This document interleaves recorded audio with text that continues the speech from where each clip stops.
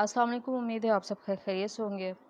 तो सबसे पहले तो अगर आप मेरे चैनल पर नए हैं, मेरे चैनल को जो है सब्सक्राइब करें, शेयर करें और लाइक करें।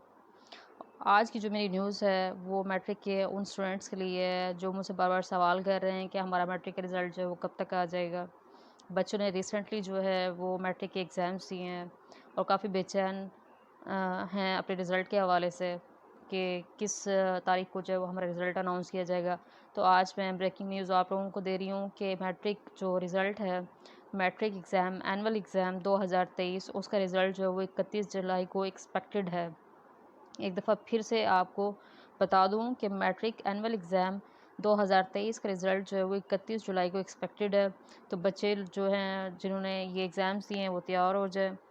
अल्लाह से मेरी दुआ है कि अल्लाह ताला जो है वो आप सबको कामयाबी अता करें और मेहनत करते रहें इसी तरह से।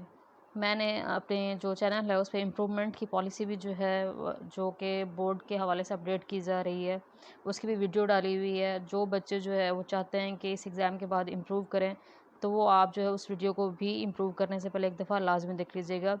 मैं इस वीडियो के आई बटन में जो है उस वीडियो का लिंक जो है वो शेयर कर दूँगी।